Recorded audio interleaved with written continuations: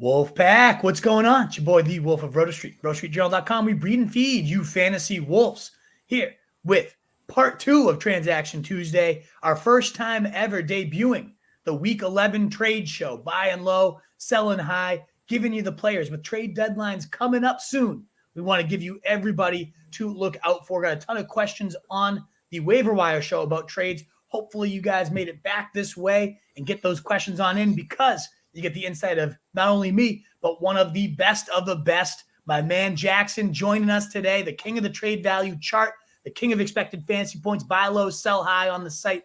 My man, thanks so much for joining. How are we doing tonight, Jackson? Yeah, appreciate you having me. Been working on the trade value chart yesterday that came out this morning, and expected fantasy points will be out tomorrow. So we're going to go through a few buy lows and sell highs, and then we can answer some trade questions after. Absolutely. And as he mentions, that's why we're here, is to help you with those questions. So get them on in, Wolfpack. Any trades we can help you out with, please do let us know. And if you're here with us early, those thumbs up, those shares, all that good stuff does help us grow so much. So it'd be so appreciated if you consider tossing us those likes. Hopefully you came back from the waiver wire show. Really, really appreciate it. But let's dive right in. We'll go kind of position by position. I know quarterbacks are a little trickier with expected fantasy points and all that goodness. But one debate we got a lot of questions for on the last show, and just something I'm seeing kind of all over Twitter right now, is the Justin Fields versus Lamar Jackson. A lot of teams somehow end up with both these guys, and they're wondering, who do I sell? Which one do I keep? Do you have any strong opinions on this one, Jackson?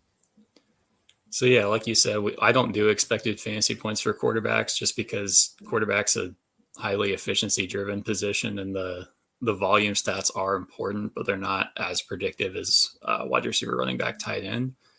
But yeah, in this case, I would definitely prefer to have Lamar the rest of the season. And I saw that same Twitter poll that you did, that Justin Fields was preferred like 60-40 over Lamar. And I think that's probably the wrong call for a few reasons. Number one, Justin Fields still has his bye week left, and Lamar just passes by this week. So even if Fields and Lamar are the same the rest of the season per game, then Lamar is going to be more valuable because he doesn't have that bye left.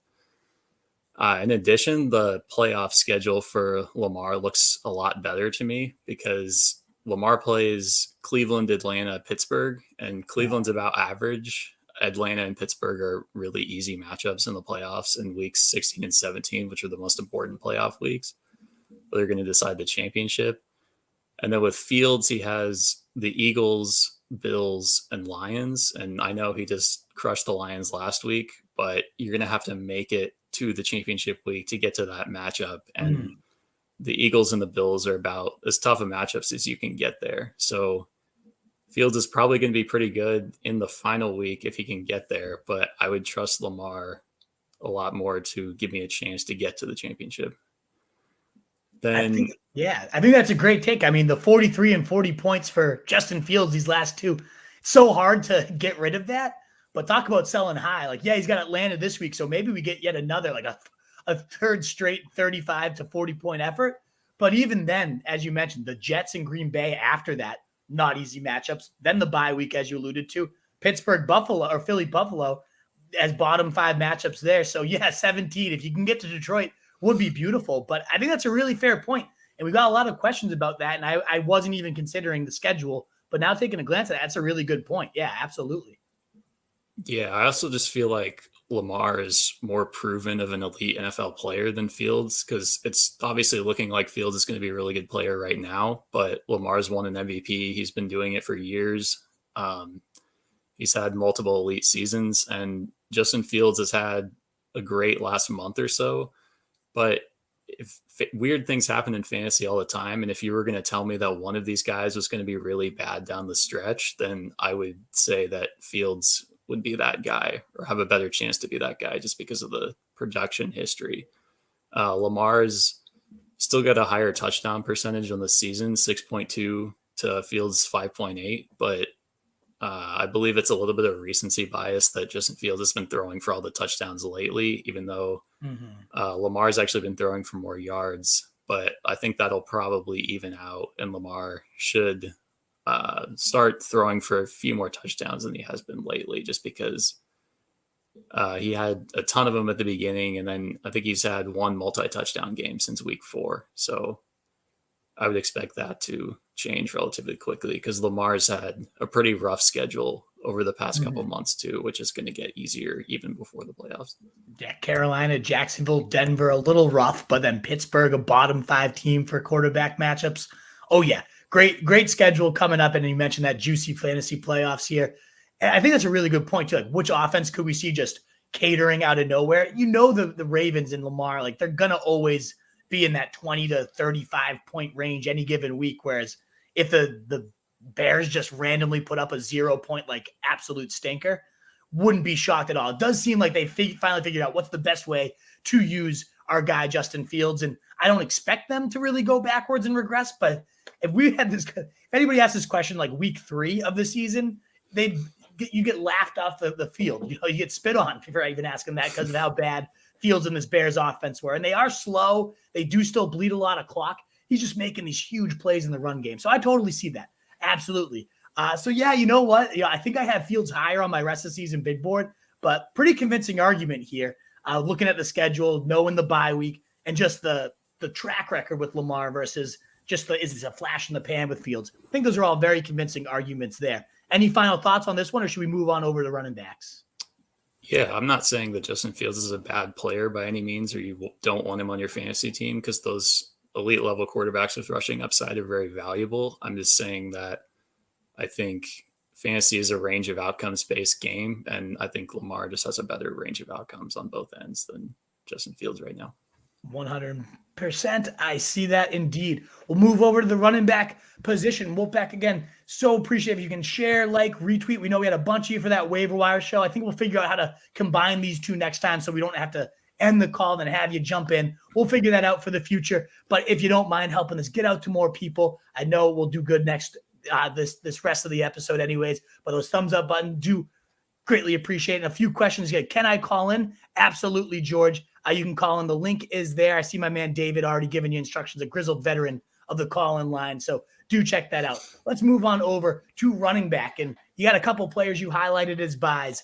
Ken Walker probably doesn't need much hype as to why to buy him, but there is a case that we might not have even seen his full ceiling yet. What has you putting Ken Walker as a buy, and also David Montgomery? A little interesting here. What makes these two guys you're looking at for running backs right now? So yeah, Kenneth Walker is obviously the premium option, and everyone knows that Kenneth Walker is really good. He's had a great season over the past 4 games. He's averaging 20.5 points per game, but there might be a small buy window after he only had 13.2 fantasy points last week, and it was just kind of a mid-tier game that wasn't particularly exciting. But I honestly think that his usage last week might be even more encouraging than the blowout games that he's had, because he had 8 targets. And especially if you're playing in a PPR format, you have to have running backs that are involved in the passing game, or it's just going to be really hard to win. And the biggest question mark of Kenneth Walker coming into the draft was his lack of ability to catch passes. And the 8 targets last week suggests that the Seahawks are actually willing to throw him the ball, which is huge for his fantasy ceiling going forward.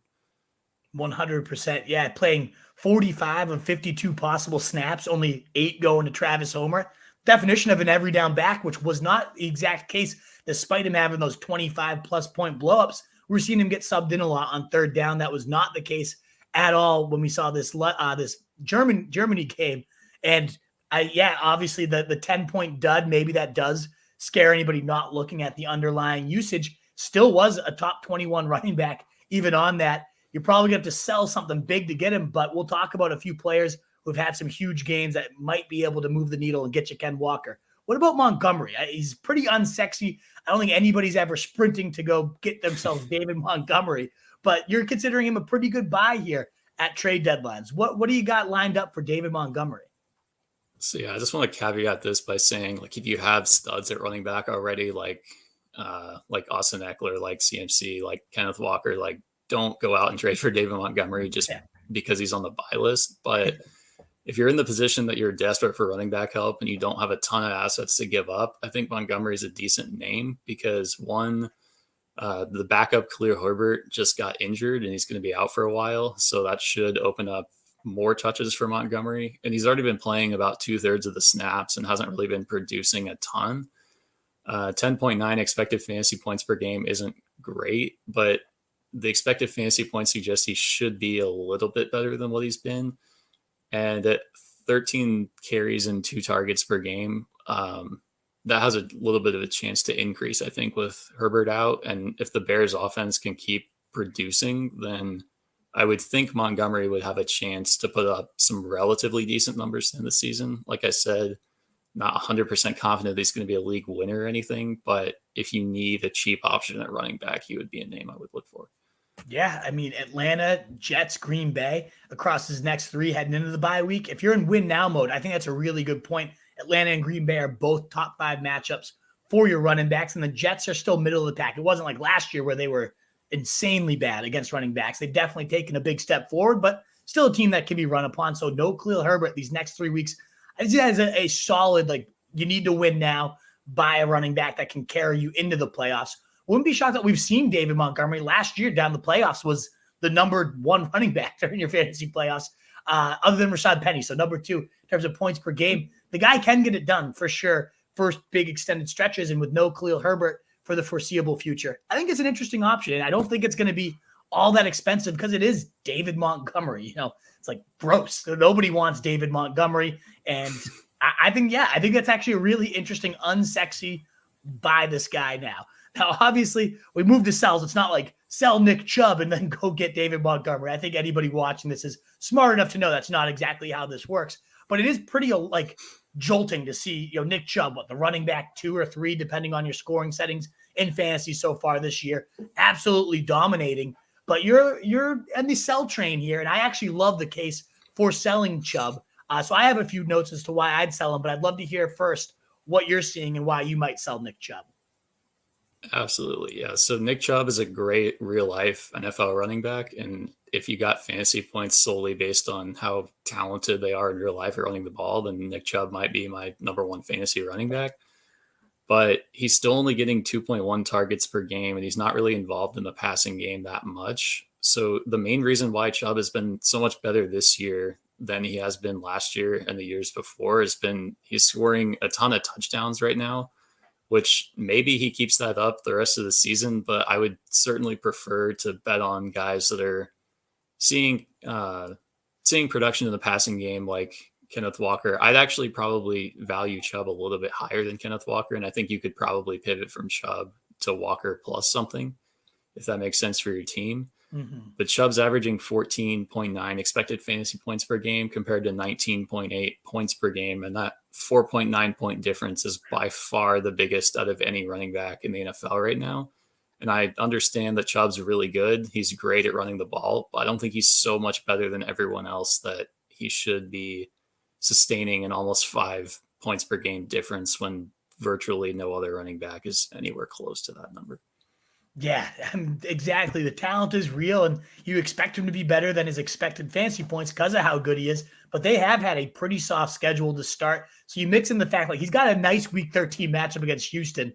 That's going to be beautiful. He's probably going to score 30 fantasy points in that game. But after that, Cincy, Baltimore, New Orleans, Washington, and then Pittsburgh to close out the year, none of those teams are top 15 matchups. They're, in fact, all bottom half of the league matchups there, too. Plus, you get Watson. Like, what if they decide, let's air this thing out more? There is, the metrics of in wins versus losses. Chubb is not quite Derrick Henry level of splits, but he is significantly better in wins than losses. It makes sense. You want to bleed the clock. You want to end the game with Nick Chubb. Like, I get that. So ideally, Watson's propelling them to more winning scenarios, but they could also just decide, like, lost season, let's see what we have in our new franchise quarterback. Let's sling this thing around a bit more, in which case we could see Kareem Hunt involved more often. So, yeah, I'm with you. It's obviously you're not selling Nick Chubb for nothing just because it's a bad schedule and the expected fantasy points, but it's a sell high. If you can get a elite wide receiver, or you can get Kenneth Walker plus a solid option there too, like, that is absolutely something I would consider putting on the table. We talked about Ken Walker as a buy. Like, people probably rolling their eyes like, yeah, Ken Walker. I would definitely consider putting Nick Chubb on the table if I can get Walker plus like a mid-range wide receiver 2, or even like a high-end wide receiver 3, or a quarterback upgrade, whatever your team might need. I could totally see that being a viable option. What about Tony Pollard? The guy has been an absolute dynamo these last couple of weeks. The running back 1 in his last 2 weeks combined with 33 and 20 fantasy points in half PPR leagues. So he's been a beast, but you're considering him a sell. Why is that?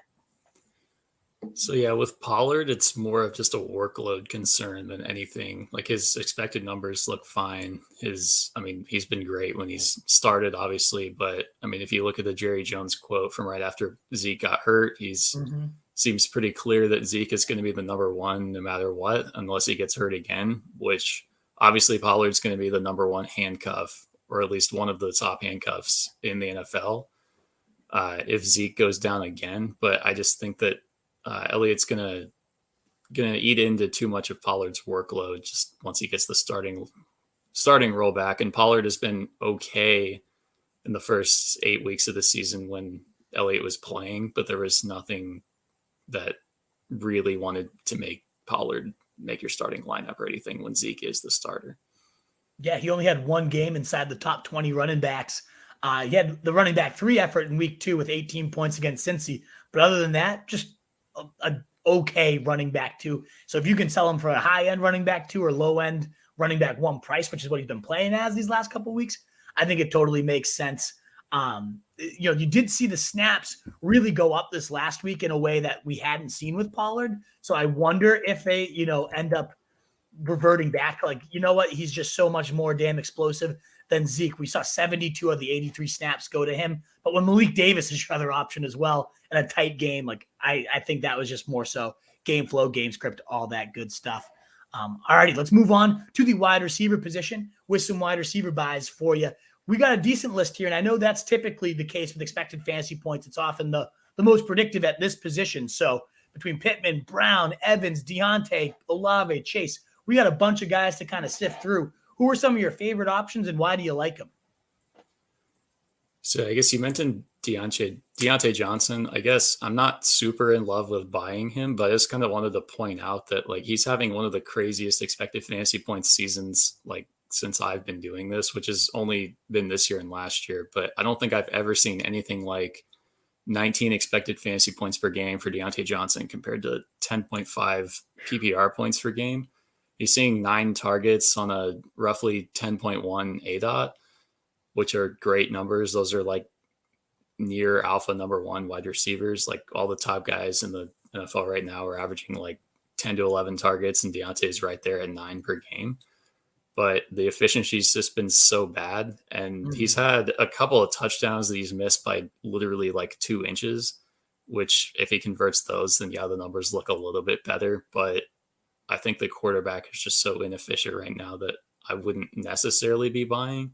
But he is a guy that I could see turning it around at least a little bit in the second half of the year, just because that difference is just so crazy.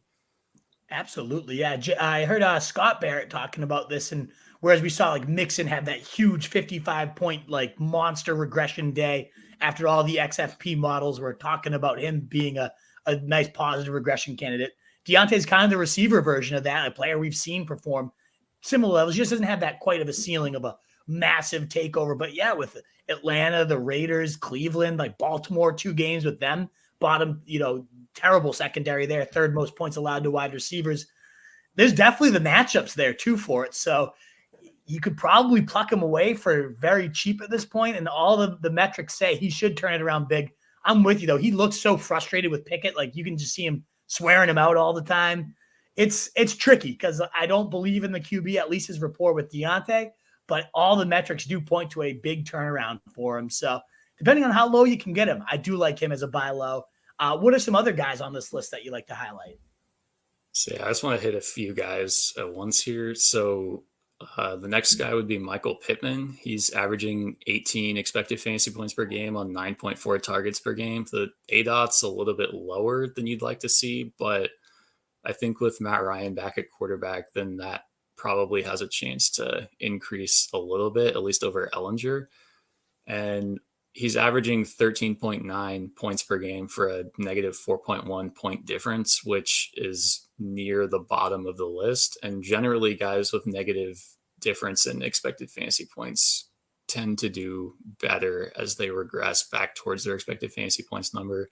So with Ryan back at quarterback, I like Pittman as a buy, depending on the price you can get him for. Kind of similar situation with Mike Evans, 17.2 expected fantasy points per game and 14.9 points per game. I think the offense should be a little bit better than the Colts offense. And I also think Mike Evans is probably the better player right now. So I would have Evans a little bit higher than Pittman, even though Pittman has slightly more expected fantasy points. And then from a non-expected fantasy points lens, AJ Brown had a really bad game in primetime last night just because the Eagles didn't possess the ball and they just kind of seemed to have an off night, which probably no one's trying to sell you AJ Brown super cheap, but I do believe in the production. His expected fantasy points, 16.4 per game, are right in line with the 16.9 points per game average that he's putting up right now. And those numbers seem to be a little bit deflated just because of that one fluky game last night. So I would expect those numbers to raise a little bit, and I would be confident in paying similar prices for AJ Brown that you were paying last week. Yeah, I like all those guys. Pittman, as you mentioned, the low ADOT. I think he's got one target above 15 plus air yards on the entire year. So you got to imagine this isn't a guy that, he's no downfield burner, but he's had plenty of intermediate to those deep posts. He can get it done there. So if that just regresses even slightly more positively, and especially now that he has Matt Ryan back, his boy, the targets are there, the matchups, the schedule doesn't look too threatening the rest of the year. Yes, they have the bye in week 14, so you got to factor that in. But I like the Pittman call there, but especially the Mike Evans call. We know how good this guy is. He is just a 3-touchdown machine waiting to happen. And we, just a week ago, should have had that 60-yard bomb. We'd be talking about like 3 straight top 15 performances had he hauled that one in. So yeah, with a couple duds in his last few, 7 and 8 points, and duds, I mean, still like not even a horrible floor. I definitely could see Cleveland, New Orleans, San Fran, Cincy, Arizona, Carolina. None of those teams are top secondaries. All of them feel ripe for Mike Evans to go off. So I like both those names to highlight as well. This one's scary as a sell. Jalen Waddle. I mean, the guy has been an absolute revelation this year. Top 5 fantasy receiver in most scoring formats. This offense is absolutely cooking. But you think he could be a decent sell candidate, at least. And again, similar to Chubb, like we're emphasizing sell high. We're not saying sell Jalen Waddle for no reason just to sell him. But if you could get like what is kind of the fair price you'd consider for Jalen Waddle, and what has him potentially on your sell radar right now? So yeah, I'm not sure if you could actually get this done or not. It kind of seems unlikely to me, but I just wanted to mention that I was looking at the Fantasy Pros rest of the season rankings for full PPR last night among a few top experts, and they had Jalen Waddle slightly above DeAndre Hopkins and Amon-Ra St. Brown. I think it's pretty easy, in my opinion, to take Hopkins and Amon-Ra over Waddle right now. Waddle's averaging 14.3 expected fantasy points per game to 21.8 for Hopkins, and Amon-Ra's number is a little bit lower because he's been hurt so often. But if you take only games that he's been healthy and finish the game, then Amon-Ra's averaging 19.4 expected fantasy points per game, which are both significantly higher than Waddle.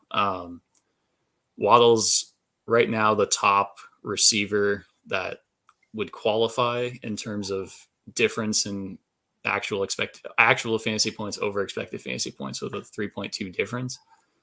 And he's seeing 7.4 targets per game, which is a little bit lower than we'd like to see from a wide receiver 1. So like I said, Waddle is absolutely a really good player, but depending on how your league mates value him, then you might be able to get something better.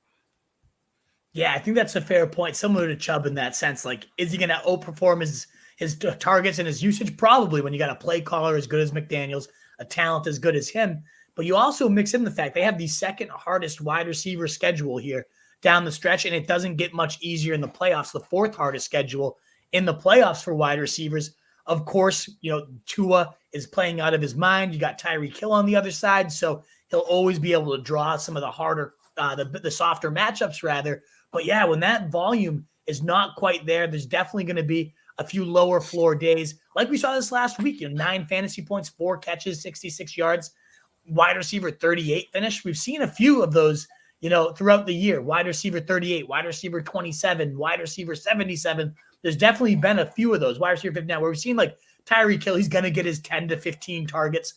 Waddle does have a bit more of the up and down variance to his game, even though we have wide receiver 4, wide receiver 3, wide receiver 6. mixed in there as well. A little bit more boom bust than you kind of want for your true wide receiver one, as you mentioned, like a St. Brown or a Hopkins, if you can kind of, even if it's Waddle plus something, to get to those guys that are seeing 10 to 15 targets every single week, that you can really bank on the steady with a mix in that tough schedule. I actually like this call to sell Waddle as good as he is. I know we talked about tight ends. Like, it's such a tricky position because really it's like Kelsey, Andrews, nothing else dependable or viable. The only guy I wanted to kind of emphasize, and I don't even know how I feel about it, but George Kittle has the softest schedule for the rest of season and the softest schedule for your fantasy playoffs. And we saw last year a similar situation. It did, injuries around him happened to facilitate a massive breakout, but he had a huge stretch run last year where he's the tight end one for a 3 to 4 week span. He got hurt himself afterwards, but we know that very few tight ends have the ceiling that George Kittle can.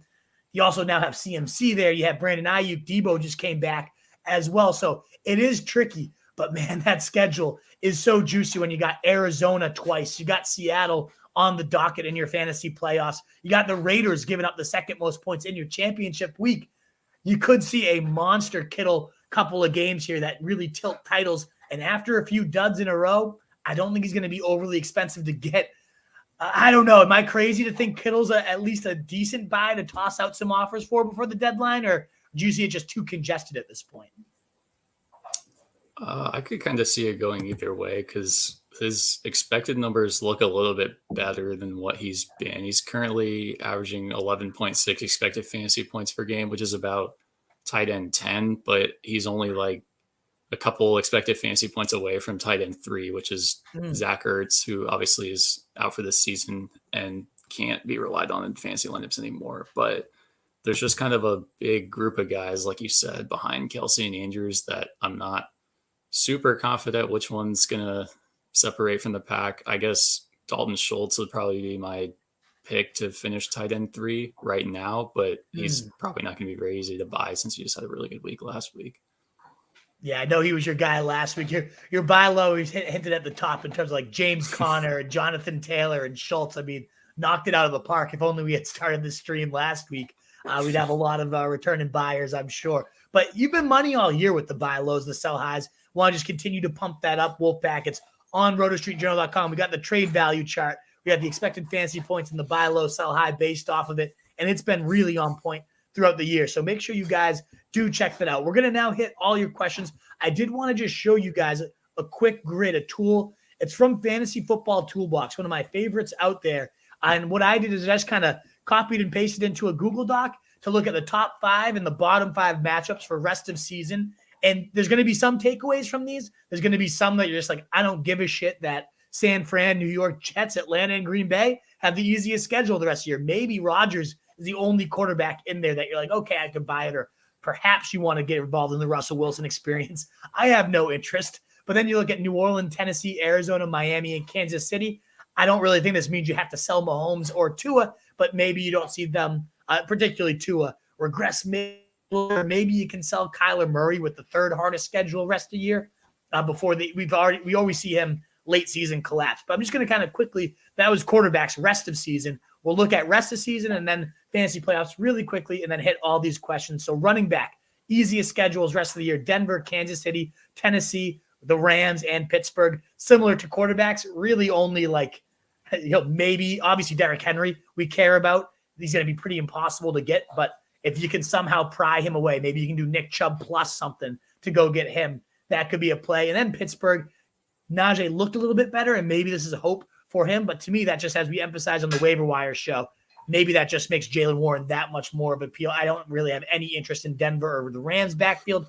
Pacheco, though, we talked about him maybe with after a 16-carry game, he continues to see that role elevated. With a soft schedule, that's when he's going to get his best usage. Minnesota, so you got Dalvin Cook, Saquon Barkley. Carolina, so Foreman in a bad script situation. He's definitely a sell high, in my opinion, coming off 31 carries. Atlanta, we don't care about that backfield with 4 friggin' mouths getting fed. Arizona, so yeah, James Conner had a great week, but maybe it's a time to sell him because we know the injury risk is there, plus a brutal schedule down the stretch here. Those are your worst playoff matchups. I don't worry too much about Cook or Saquon, given that they're every down, 75% or more snaps across most of the season. I think both those guys can be fine. In terms of the easiest receiver schedules, and maybe this is why you can go get in on Jamar Chase before he returns. The easiest schedule for the stretch run here is Cincinnati, followed by Green Bay. Christian Watson, maybe that much more intriguing of a pickup, plus Lazard, a decent buy low. He seems to get really undervalued by everybody, despite being the wide receiver 18 fantasy points per game right now. Baltimore, number 3, but who knows who that's going to be. Denver, number 4. So maybe Sutton, who continues to dominate the air yards, the unrealized metric. Some point maybe that they'll actually get realized given that soft schedule. Mooney and Fields potentially, or maybe even Claypool could get it going for Chicago, but it's just such a low volume attack. I don't know if I buy it. In terms of hardest receiver schedules, the Rams, Allen Robinson breakout, probably not happening despite Cooper Kupp there. But then you look at these, Buffalo, Justin Jefferson, Diggs, Tyreek Hill, and Waddle, and then the Chiefs. I don't really care about that. That's where the metrics don't necessarily matter to me unless you could get a king's ransom and find somebody with a softer schedule. But that's where I kind of just toss it out the window. And perhaps I think Jackson, we were talking about this before we went on air.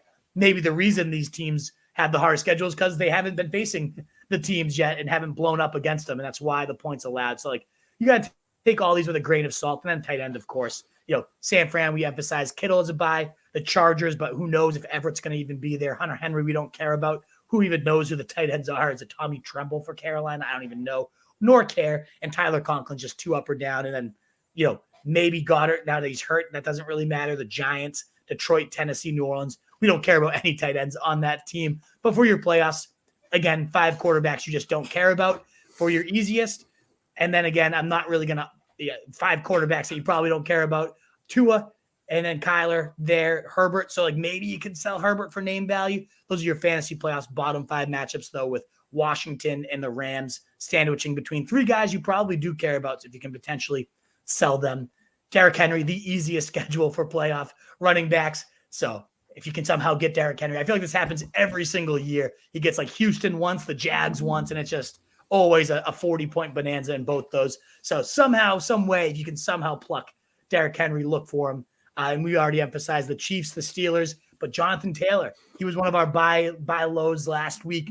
If you got in, you're going to get a soft playoff schedule for the guy as well. And Alvin Kamara, a lot of shitty games in a row. Maybe he makes a sneaky buy low, assuming he doesn't get suspended with that video coming out. So those are running backs, definitely a few actionable takeaways. We already emphasized maybe you sell high on Chubb, a very tough playoff schedule too. I love Jeff Wilson. I don't know, though. Maybe this is a decent time to sell him. Josh Jacobs as well, performing really, really well, but could be a good sell candidate with the 3rd hardest playoff schedule. We already talked about James Conner as the worst rest of the season, but 2nd worst playoffs as well. And then Joe Mixon coming off that 55-point day, the hardest playoff schedule. Maybe that makes him a sell as well. Rounding it out, wide receivers, Cleveland the easiest. You got Deshaun Watson coming back for that too. So again, Donovan Peoples-Jones, one of the best waiver pickups you could do. Maybe you buy Amari Cooper low, but that home road split still kind of freaked me out right now. Green Bay also in that top 2 again, rest of the season and playoff wise. So Watson that much sexier as that waiver wire pickup, and Lazard is a buy low. Don't really care about the Ravens. Saints, Olave, definitely a potential buy right now, coming off his worst game of the season. Now you got Jameis coming back in. Carolina, DJ Moore also on that list in terms of very bad game that could end up making him a decent buy right now. Similar to the rest of the season, Buffalo, Miami, Rams, Minnesota, Kansas City. You can't overrate, when you have Diggs, Hill, Jefferson, we're not valuing that. And tight ends, we don't really care about. It's just, if you don't have Kelsey, but look at that Kelsey at tight end too. If you could sell, and maybe that's where this comes into play, is maybe you can do a deal where you trade Diggs and you get Kelsey plus something. Maybe the schedule ends up having Kelsey outscore Diggs down the stretch at a higher value position. That's really the only way you're going to get someone like Kelsey, and that's really the only way you could justify selling somebody with these brutal schedules. Otherwise, there's not a whole ton of takeaways. All righty. Jackson, was there anything? I know I just kind of went on a rant there. Did anything stand out to you, or should we just go hit the mailbag at this point? I don't really have anything else. Yeah, happy to answer some questions. All righty, let's do it, Wolfpack. And again, as we get to your questions, about 20 here, thumbs up button would be so greatly appreciated. If you want to help us get out to more people, some new names too, sub into the channel. Get all those trade questions in now. We'll start off with David just giving us the hype as he always does. Let's have a party here. 2 shows, 1 night. Yes, I am Matthew Berry. But we did have a couple call-ins. We want to bring you guys in. George calling in for the first time, and David, the regular call-in. I don't know if you're still there. There he is. There's my man. What's going on, What's David? going How on, can we Wolf? help you out tonight? Any We trade don't value miss- questions? Or you're just saying hello? We don't miss a show, but Love it. just kind of for Jackson, in the realm of Tony Pollard, like what value like RB2 or low RB1 would be worth pitching for Pollard? Because I have Pollard on my team, and I know he's kind of probably hit his peak. So I was just curious if there's like any particular names that you could maybe throw out. So yeah, I mean, it's really going to depend on your league, I guess. You might be able to get someone like it's a standard league where we do get like some bonus points for like first down conversions. okay. You might be able to try to get someone like maybe James Conner or Jeff Wilson, kind of in that tier. Just I think those guys have a more stable workload. I'm not sure exactly what you could get done in your league. Okay. Maybe you could try for like maybe Pittman or Terry McLaurin. Like that could be shooting a little bit high, like depending on what you need, but it just kind of depends on, I guess, how those guys value him. And Jackson, just for the record, Wolf did not pay you to say Jeff Wilson, right? He did not. my baby, Jeff Wilson, my boy. There's rumors that I have a body pillow with Jeff Wilson's face on it, and I cannot confirm or deny. I started that rumor, by the way. But For all sure. right, thanks, Jackson. I would also consider, David, if you can somehow package like Pollard and a nice wide receiver too, and get Kamara after 2 bad weeks in a row with that nice schedule down the stretch, with the looming risk that he might get suspended, but a lot of reports saying that probably won't happen. Maybe you could. I would almost like it's probably not a Pollard straight up for somebody. I think it's more of a Pollard plus something else, and that gets you to like a Kamara or maybe a Ramondre, even something of that nature. In particular, Kamara, though, after a couple disappointing weeks and such big weeks for Pollard, maybe you can work out something like that if his owner's kind of panicking here. Oh, great. Thanks, Wolf. I appreciate that idea. Thank you. Absolutely. Cheers. Thanks for the call. Guys, always, remember, like, comment, subscribe. Let's blast this thing off. Cheers. And indeed, doing my job for me. Those likes, those subs, those retweets, all those shares, everything is so appreciated. Wolfpack. We do have George C. I don't know if you're here with us. George, you here for the live call-in? Yeah, what's going on, fellas? How are you? Good, man. Thank you for your patience waiting for us to come get to you. We appreciate the call-in. Good to see you here tonight's show for both of them, my man. How can we help you out? Yeah, guys, I got 2 different trade offers from the same owner in my league, and I'm not sure which to take, if any at all. For some context, I am tied for second at 6-4 with 3 other teams. It's a 12-man half PPR league. I got offered, I guess I'm starting with Joe Burrow every single week. I picked up Fields on a whim off of waivers and started him this past week, so he kind of blew up out of nowhere for me. The guy really wants Fields. He offered me CeeDee Lamb and Kyler Murray for Fields and A.J. Brown, or he offered me Fields, A.J. Brown, and Dameon Pierce, and I'd be getting back CeeDee Lamb and CMC. And it's a single QB league. Man. So to me, I mean, you have Fields and Burrow. I'm not trying to trade Fields to get Kyler. Like, that's not really doing anything. You're not upgrading anywhere. I'd rather have Fields rest the season, and I'd probably rather have Burrow at this point with the health questions around Kyler. So, like, I'm going to toss that one out there. We then look at the next one, like CMC and CeeDee Lamb for A.J. Brown, Fields, and Dameon Pierce. To me, that's just giving up too much. Like CMC, especially after giving up 18 carries to Eli Mitchell. This was a week ago after the 3 touchdowns of all different nature. Maybe I'd probably say yes, but I do think that caps CMC's ceiling a little bit if Eli Mitchell's going to be that heavily involved. As much as I like him, and he's certainly the best player of the deal, that's what I typically aim for. I know Fields is kind of expendable, as is Burrow, one of the 2 is, but Fields does look like he could be that cheat code of the year. The guy's shaping up to just like dominate down stretch runs here. I think you're giving up too much. I don't think you're getting enough in return, even if it is expendable stuff for you. So to me, I don't like either of those deals. And especially if this guy's proposing and trying to get something, I feel like you need to be the one coming out on top. And I'm not sure you are. Do you feel any differently, Jackson? Did either of those like pique your interest? So yeah, I think I agree with the first one. I wouldn't do the first one for sure. I honestly think I would take the CMC one though, just Ooh. because I just think CMC has that still crazy upside, even though I know the usage wasn't great last week, and it's certainly possible that it could stay similar going forward and impact his ceiling. But I just think that out of all those guys, like I think CeeDee Lamb and AJ Brown are like fairly even. And if I can trade a quarterback when I have a good alternative already for a guy with CMC's kind of upside, then I think I would just take that. Interesting. Couple different options. I would at least consider this then. Could you sneak in Burrow instead and keep Fields? Because I'd rather have Fields rest of the season.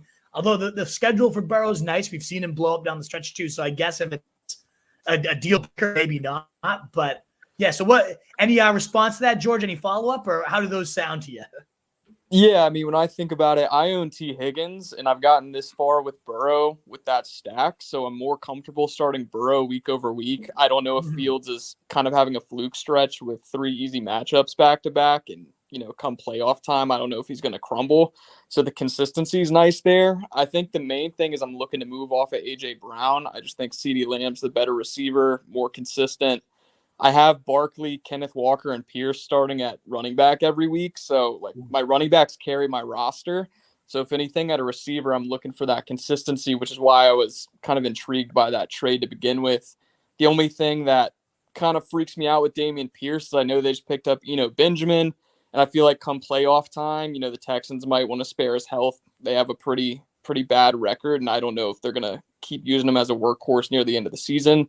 Whereas I know the 49ers are contenders. CMC is going to get the pass catching work, and he might be great for the fantasy playoffs. So that's kind of the dilemma there.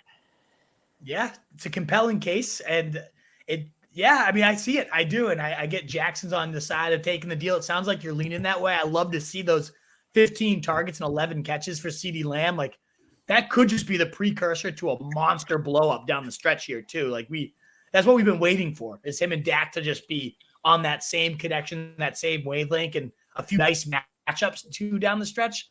I can see it. I do think he's going to be steadier than AJ Brown, as good as Brown's been this year too. So I see that for sure. Well, let us know what you end up doing, George. Best of luck with your decision, brother. Appreciate it, fellas. All righty. Cheers. All righty. Let's get to the other questions. In case you want to call in, the link is there in the chat. But let's see what other trade questions we have. I'll kick them over to you and then give my thoughts afterwards. From Malachi, trade Foreman, Keenan, Lazard, and Komet for Jamar, Jacobs, and Lockett. The offer was proposed to him. What do you think, Jackson?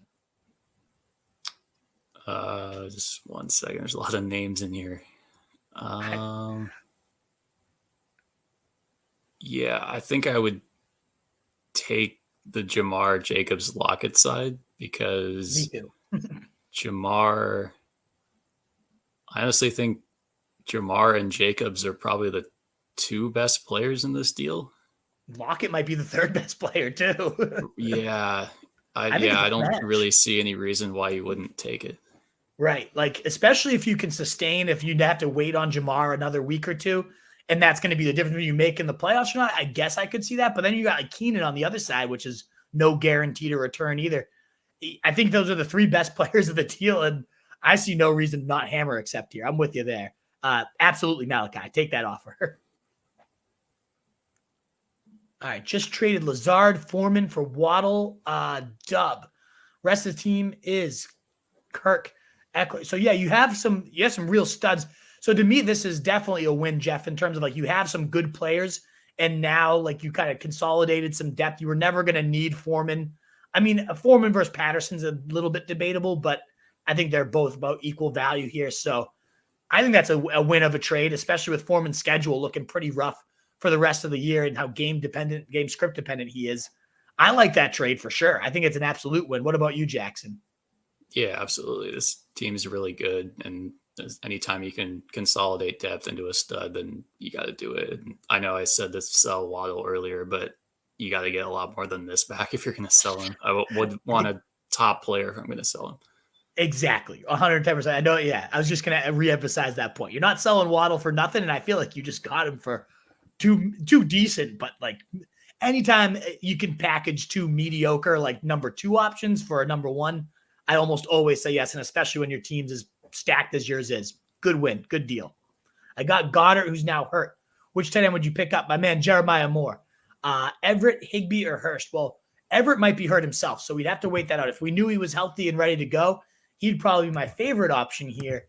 Higbee versus Hurst. Do you have any strong leaning with either of those guys?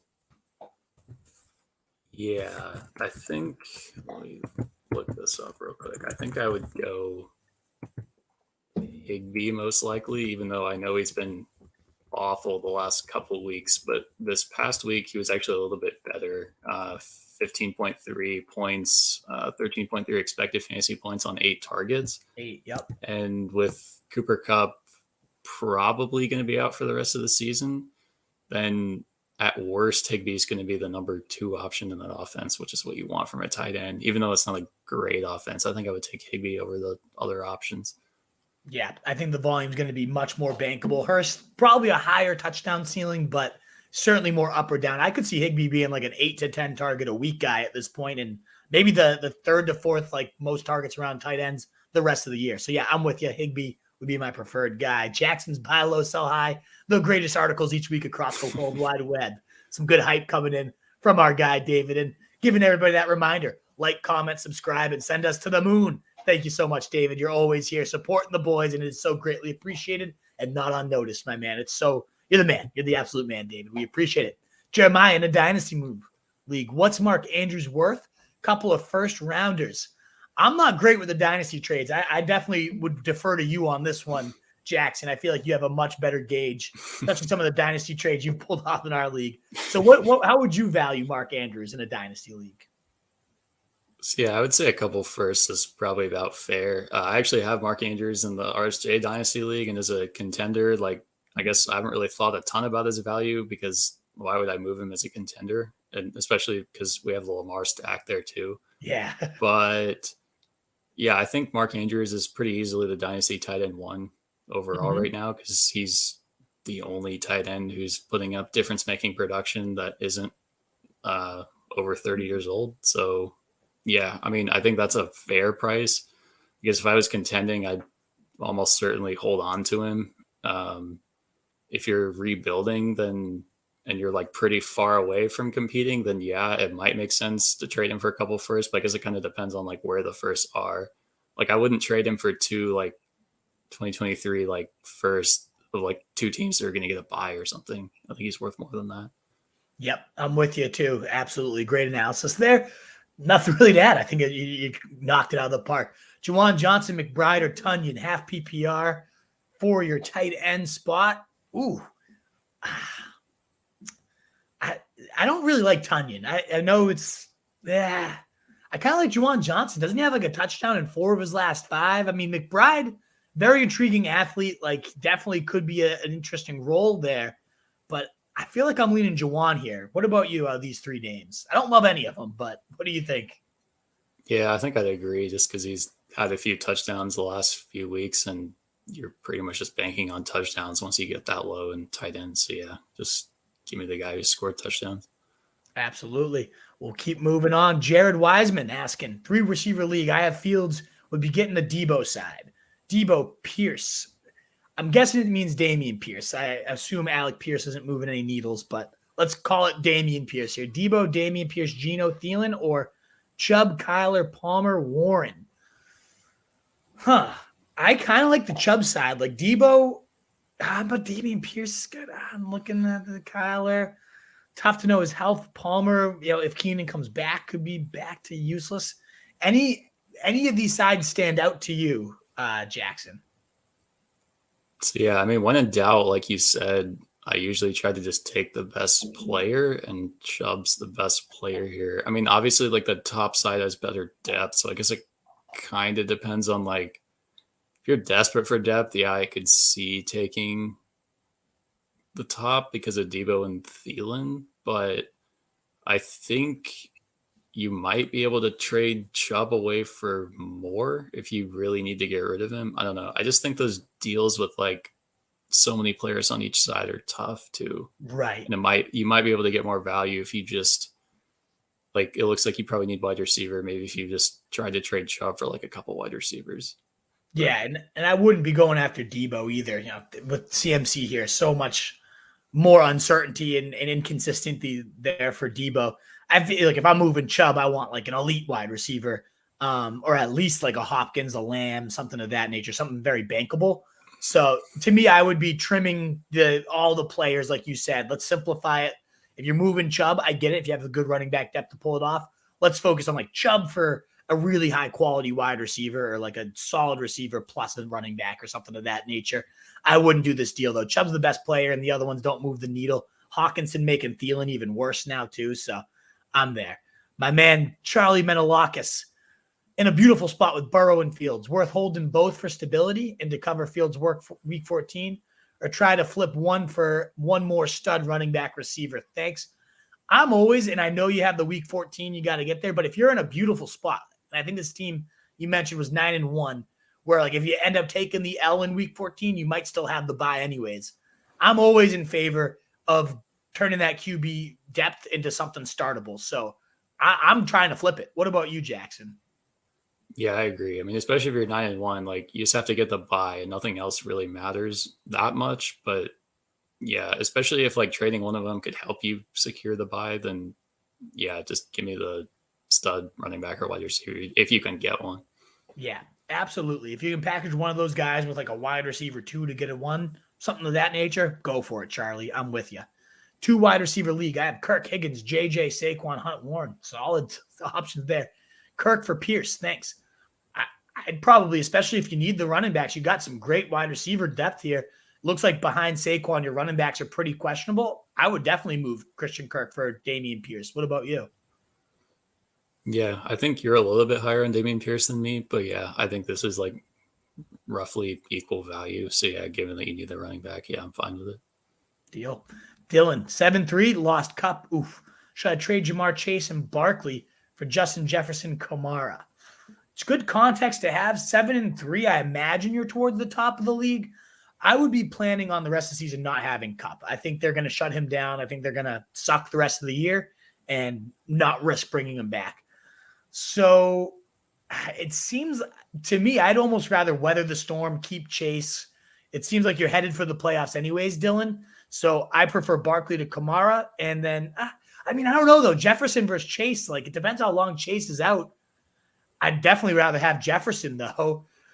That's a really tough one. And we talked about Kamara having that top 5 playoff schedule, too. If my gun's to my head and I have to make a move right now, I think I take that and I go Jefferson Kamara. What about you, Jackson? What do you think? Yeah, I think I agree. I mean, it's kind of context dependent. Since you're 7-3, like I'm assuming you have at least a chance to get the bye. And I think the Jefferson Kamara side is going to give you a better chance to get a bye. And I think, yeah, like if both are fully healthy, then the Chase side is better, but I'm not sure the Chase side is like smashing even if everyone's healthy. So yeah, I think I would take the guys who are healthy right now. There we go. This was a tough one. I got this one on the waiver stream because I had these guys back to back as my top 3 pickups. Tony and Watson. Which one do you prefer rest of the season? Yeah, this one's tough too because I think I have them like back to back in the trade value chart too. I don't know. I guess maybe Watson, just because I feel like if one of them's gonna break out, then Watson doesn't have as much target competition. I get the pie is smaller, but I guess in theory, if Watson like turned into a really good receiver, then maybe the Packers throw the ball a little bit more. And it doesn't seem like obviously Tony's never going to get in front of Kelsey, and they just have so many other wide receivers like kind of seem in the similar tier as Tony. So I mean, it's really close. Like wouldn't really disagree much with either side, but I guess Watson if I had to pick one. Yeah, and we did see the schedule too. The strength of schedule wise, Green Bay has the second rest of season and second playoff wise. So that's another reason to like Watson here. To me, I think Tony's the best receiver other than, of course, Kelsey. But in terms of wide receiver, he's the best on the roster, even if Juju's healthy. So if this injury lingered, or at least a week here, it gives Tony another week to like continue to climb. I wouldn't be shocked if he's Mahomes' wide receiver 1 Again, behind Kelsey, of course.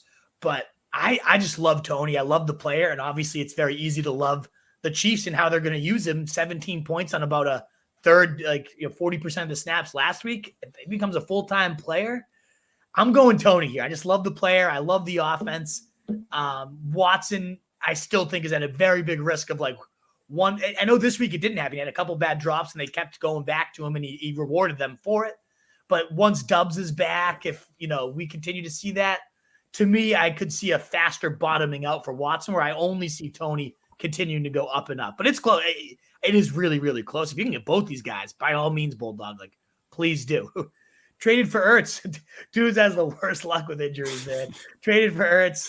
Drafts Akers, then he tears his Achilles the next day in a dynasty league. Trades for Ertz. Ertz looks to be out for the season. Backups Everett, who's also probably out. Tunes, my man. Brutal stuff. Would you target Knox, Conklin, Moreau, Komet, or Johnson? A big list of shit. I kind of like Komet, though. 4 touchdowns in his last three touchdowns in his last 2 weeks or 4 in his last.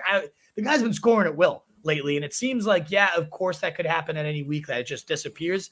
He's pretty rough to begin the year, but him and Fields definitely have a connection. He's an every snap player right now. He was certainly an every route player. I kind of like Komet of these options. Knox would probably be my next option because you're betting on the Bills, but I lean Komet. Do you have a leaning in this pile of shit? I mean, I think Komet's fine. I think once you get down to this level, kind of like the last question is just who do you think has the best chance of scoring a touchdown? And I mean, I don't think the Bears are going to keep scoring as many touchdowns as they have the past few weeks, but I mean, there's not really any other great options there. So yeah, I think Komet's fine. Dude's brutal luck, man. That sucks. Do I try and trade Waddle for Walker? Yeah, I would definitely do Waddle for Walker. Would you agree? Yeah, absolutely. Yeah, I would line that up. MC Chungy, if you can. Dak, Mixon, Njoku, Kirk. This is another one of those for Barkley and CD. I want the Barkley CD side. Give me the 2 studs. The other guys are all pretty solid. It's not bad. Unless you're really hurting for the depth, I got to go Barkley CD. Would you agree, Jackson? Yeah, unless it's super flex or something, then yeah, I think Barkley's better than Mixon and CD's better than Kirk. And I mean, I guess Njoku would be somewhat useful since you are deciding between all those other guys for tight end. But yeah, I just don't think those guys move the needle enough. Nah, I'm with you. There, great content. Thank you, Bulldog. Always love seeing you. Dang, the chart's nice indeed. Make sure, again, check out the trade value chart, the XFPs, all that great stuff at rotostreetjournal.com. Daniel Duong, indeed. Sarah Riley's teams are always fucking ridiculous. Let's see what we got here. I've got Walker, Etienne, and Wilson all on buys and Nervous playing 3 lines. Williams, Swift, and St. Brown. Yeah, I probably wouldn't have both those backs in there. I'd get one in with St. Brown. I'm worried about Swift right now, though. Should I try to pick up B. Robinson, Hubbard, or Drake? Ooh, good options there. Definitely not Hubbard. He's out of that for me. Robinson gets Houston this week, if I'm not mistaken, and he's coming off a 20 carry day. He's just a workhorse. Drake's been really, really solid, though, so this is really close for me. I think I have my leaning, but which one do you like out of those guys for Sarah Riley? So it looks like you just want one to start. Yeah, I guess if Brian Robinson plays Houston, then that's probably where I would go. I think Drake might have a little bit more upside the rest of the season because it's conceivable at least that he could be their number 1 running back. It's not super clear who it's going to be between Drake and Gus Edwards. I would guess Gus Edwards if I had to pick one. Mm-hmm. But given the matchup, then yeah, I'd probably just go Robinson. Yeah, the last time Edwards played a full game, Drake had 1 point. But other than that, 19, 15, 24, it's looking like a 1 week, plug and play because all those other guys are on bye for you. So you just need to fill in. Robinson, 26 carries. I thought it was 20. 26 carries last week out. If he gets 26 against Houston, we could be looking at 150 and 2. And Robinson doesn't look great. I don't think he's this insane talent, but a 1 week plug-in, I'm going to go Robinson, assuming that Edwards is back, and it's looking like he is. So yeah, I'm there. Did Wolf say Wilson's a potential sell? Never. I will hold that man till the death. Love me some Jeff. Best running back in the league, baby. Tanner Nelson, put these running backs in order for fantasy rest of season. Oh, my God. I have rest of season rankings. Jones, Dameon Pierce, Etienne, Chubb, James Conner. For me, I would go Let's hear yours first, Jackson. Then I'll do mine after. Yeah. Okay. So I think I'd go.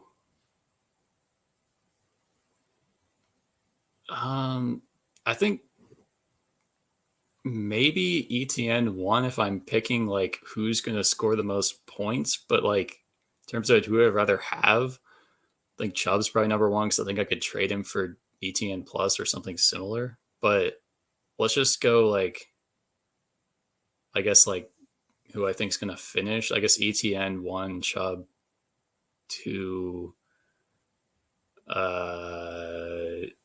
Aaron Jones three, Pierce four, Connor five.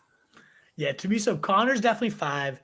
I agree. Chubb and Etienne are like a tier above the rest, and they're the top 2. I would probably flip Chubb then Etienne.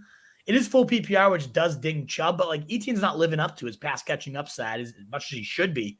And then it comes down to the middle, Jones versus Pierce.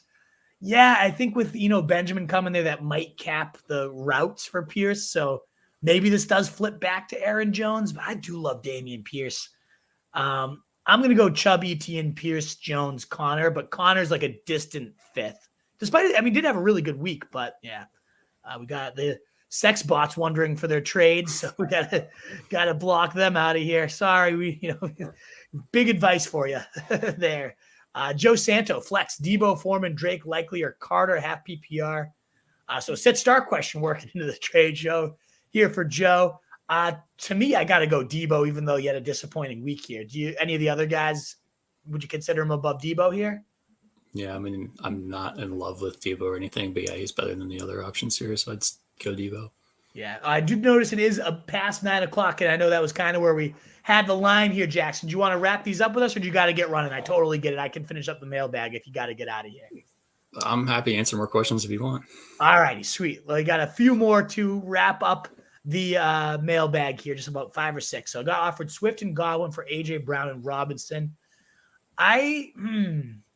Non-PPR, I probably prefer the AJ Brown Robinson just because I don't know what's the deal is with Swift. Like if I was guaranteed he's going to get his roll back at some point, maybe, but in a non-PPR, Robinson has more value than it would be in a PPR. AJ Brown's just the best player of the deal. So I probably have the AJ Brown Robinson side. What about you? Yeah, I agree. I think Brown's the best player, and Robinson, based on what we said before, I think is like a pretty decent start for at least a week in non-PPR. So yeah, I mean, just give me the best player, AJ Brown. Yeah, Godwin and Swift are definitely higher PPR priorities. Like Godwin just had his first touchdown of the year this last week. So in standard, I have Godwin in standard, and I know he's been like very mediocre, despite being a pretty solid half and full PPR guy.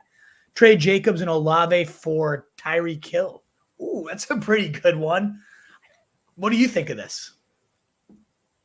Yeah, I mean, I could see situations where it would make sense to take Jacobs and Olave, but I think like absent any context, then yeah, just give me the best player again. Like if it's a 16-team league and you need depth or whatever, then yeah, sure, take Jacobs Olave. But I think in just like a typical league, I would take Tyreek Hill.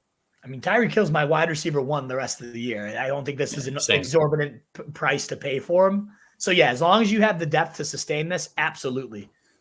Just in general, as you keep mentioning, give me the stud any single time. Why Saints D is low in your ranking. I know they didn't do best versus Pitt. Still 6 sacks now at home. Yeah, I probably need to double check that, Daniel. It's the first draft comes out on Monday. I revise them throughout the week. Tuesdays I focus on the waiver wire stuff, so I haven't checked it since then. But now with no Cup and Stafford concussion, yeah, I think the Saints are absolutely probably a better play than wherever I have them ranked. I'm not sure where I have them off the top of my head, but I will. They'll be getting a bump up. I think they're a good play this week for sure. Keep Komet. Okay. Just traded Foreman and Palmer for Godwin. I get Godwin win or loss. I think Godwin's the best player there. So similar to a lot of these deals, when you can trade 2 for 1, you do it. But right now, Palmer and Foreman are cooking. So I guess that also depends on the context of like win now versus like you already are in the playoffs and you want the best player. I think Godwin's only going to be trending upwards as that offense finds its groove and looks better. So I think this is probably a win. But if you were in win now mode, I think Foreman and Palmer are 2 pretty good options. What do you give him the W? Or do you give him the L here for Liam Backus? Yeah, I'd definitely take Godwin here, like pretty much regardless of situation. Okay, nice. Like we don't really know how many useful weeks Palmer has left, and I've been wanting to buy Godwin like pretty much the whole season, and his knee should only keep getting healthier as the season goes on. So yeah, just give me Godwin here for sure. Good win. Appreciate it. Love the show. Glad to have you here. Glad it's our first time running it through, so I'm glad people are enjoying it. I think it's definitely some valuable insight. I'm glad that Malachi and others do enjoy it as well. Back to that question from earlier. Should I try CMC and AJ Brown instead of the previous Mixon and AJ Brown for Ramondre and Jay Jet? I'd rather have CMC than Mixon. So no, I would not switch that up, Apex. I would probably trade Mixon and AJ for Ramondre and Jefferson, though. What do you think? This is a tough one. So yeah, CMC definitely above Mixon. AJ Brown and Mixon for Ramondre and Jefferson. I don't know. You follow the Patriots more closely than me. It kind of seems like Ramondre's workload might be in a little bit of danger when Harris and Montgomery get back healthy. I don't know. That may be wrong, but I guess I would probably take Jefferson, but yeah, it's really close. Yeah, so I think with the Pats news, there are rumblings Montgomery might be the year. That would be annoying if he's back, just because the pass catching role is what's made Ramondre such a monster this last few weeks. Harris has been back the last couple, but he also was coming off an injury, so it's tough to know, like, off the bye if they go 60-40 split. But since he's been back, it has been closer to 70% for Ramondre, and he's been solid with that. So I think Ramondre keeps it rolling. He's so damn talented. I'm gonna go with the Jefferson Ramondre side. It is close, but oh man, yeah, but Mixon, that is close. It's a really tough one. And that's what it's also like, if you're not a clear winner, do you shake up the locker room or not? But gun to my head, I do think I prefer Jefferson Ramondre. Drop Claypool, Dillon, Madison, for Robinson, Van Jefferson, or Christian Watson. Christian Watson's definitely the top waiver option of those three. Yeah, I would probably drop any of these three in order. I think I'd drop, I don't know. It's Dillon and Madison are just handcuffs at this point. Claypool, I don't know if there's going to be enough volume for him to ever become usable either. So I'd probably get rid of Claypool, all things considered. What about you, Jackson? Yeah, I agree. I think Dillon and Madison, like Claypool might score more points, but I think Dillon and Madison probably have more upside, like if things break their way and the guys in front of them get hurt. So yeah, I guess I would drop Claypool for Christian Watson, but if you need to start Brian Robinson, then I'd be fine with him over Watson. Oh, that's true too. It's like, which Robinson is it? I don't know if I was thinking it might be Allen Robinson, but yeah. I don't know which. Yeah, if it's Allen Robinson, then yeah, give me Watson. Yeah, that's a good point too. If it is Brian Robinson, especially if you need to start somebody this week against Houston, we keep emphasizing that matchup. I'd drop two of these three, and your choice between Dillon or Madison, I don't know. You got to take a gut call. It's really whoever gets hurt. Otherwise, they don't have value. I'd drop either of them for Brian Robinson if you need to start him, and I would definitely do Claypool for Christian Watson either way. Yeah, I'd keep Madison too over Dillon if I was dropping two of them. Yeah. So I agree too. Definitely a higher ceiling that we've seen too. But ending up the show with an absolute banger of a question. Thoughts on Mooney going forward? Of all the players to be wondering about, Darnell Mooney. Do you have any defining thoughts on Darnell Mooney right now? I mean, not necessarily in particular. Like, you really, like, Justin Fields with the breakout, he still only has one 200-yard passing game. So I'm not sure how well that's going to support guys like Mooney or Claypool, even if, I don't know. Like, I think their offense seems like it would have to make changes to, like, make Mooney a wide receiver 2 or something. So I guess I would probably be down on him relative to consensus by a little bit, but I just don't think he's like a difference maker, really. Yeah, 10, 7, 10, 14, and 8 points. So it's like serviceable. It's good numbers these last 5 weeks. But as you mentioned, it's low volume. It's a small pie. as good as the offense has been with Fields, it's a lot of Fields rushing right now. So do I like him against Atlanta this week? Yeah, absolutely. But we talked about the schedule stiffening up for Fields down the stretch with Philly, Buffalo. Like, you're really going to be that comfortable starting a 4 to 7 target guy against two of the better secondaries in the league in your fantasy playoffs?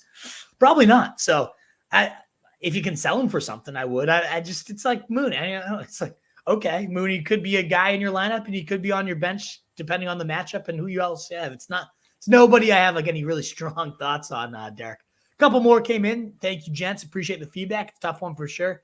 Good luck, Apex. It is really close. And when it's that close, I typically don't do it. Sell JT high and get Amon and I don't really have any. Cup's out, so maybe A-Rob can develop, but I'm not sitting here. Do you think A-Rob breaks out like with Cup out, or is this just too far gone at this point? I mean, it's possible, but I mean, I do like Amon-Ra St. Brown, but like A-Rob isn't enough to like move the needle on the trade. I wouldn't do anyway. So yeah, I would take Taylor most likely. Exactly. And remember, 4th easiest playoff schedule for Jonathan Taylor. So Jeff Saturday, dude, he played 63 of like 67 snaps or something this week. Jonathan Taylor, it was like over 90%, which like he could easily be the number 1 running back the rest of the season. 100%. 100%. Yeah, Deion Jackson was out. We get that too, but Deion Jackson, if Saturday's committed to just giving his best players the rock, like this, I think JT, as you just mentioned, number 1 RB upside. As good as Amon is, that's not enough for sure. Let's wrap these up here. So Derek Pelisi, that's the last question we're going to take. These wide receivers in order. I got a rest of season big board for you, so you can always check that out. But I would rank these Waddle, Higgins, Godwin, Lockett, McLaurin is how I would rank them. What about you, Jackson? Yeah, same for me. There we go. Burrow with Higgins. Do I hold on to Deshaun Watson? You don't have to, but I still, if you have him at this point and you've been holding him, like, you're really going to cut him the week before he comes back. So I don't think you have to hold him, but I probably would, unless you really got a lot of depth out there, a good quality waiver wire. And last question here for Derek. Need help in my 12-man non-PPR. Lost 4 games. Sorry to hear it, Derek. Let's hopefully we can get you back on track. 4-6. What do you suggest I do? Russell is disgusting, but he does get the Raiders this week, so maybe he rebounds. CMC, Etienne, and Jamal. I never know what to do with these type of questions. Like, what do I suggest you do? I don't know. I mean, do you have like one? You definitely need a quarterback upgrade, but Russell could probably bridge you to Watson, and you just hope he gets it done. I mean, clearly your strengths, your receivers look pretty suspect. I like Christian Kirk, but until Marquise Brown's back, I don't really trust any of those other options. So it would suck to have to sell CMC. But especially right now when you're in a win now mode, I wouldn't sell CMC, but could you move Etienne, who I love Etienne. I don't want to move him, but could you get like a quality wide receiver 1 for him? That's probably the top way I'd look. Andrews is obviously a great stud. Maybe you can move Etienne and Dulcich to like a tight end running back needy team and get yourself a really quality wide receiver 1. That seems to be the piece you're missing. Like if you have Devonta, Kirk, and then an alpha number 1 receiver, then this team is looking real good. That's kind of where I would target. Do you see a different route or anything else you'd suggest for Derek here? Yeah, I mean, it looks like moving a running back to wide receiver would be ideal. Well, I guess if it's non-PPR and you can flex the 3rd running back, then you could probably keep him. I mean, yeah, like I don't really have anything else to add, I guess, beyond what you said there. Yeah, I guess it depends on how many receivers you start too, because I just realized it is non-PPR. So if you're only starting like 2 receivers, Kirk and D. Smith in a non-PPR league, like that's acceptable too. So I guess you just pray that Russell Wilson isn't a bag of shit. That's really all we can do at this point. All right, well, back that racks up the question, but blocks, no, I wouldn't do this. And best defense, I don't know.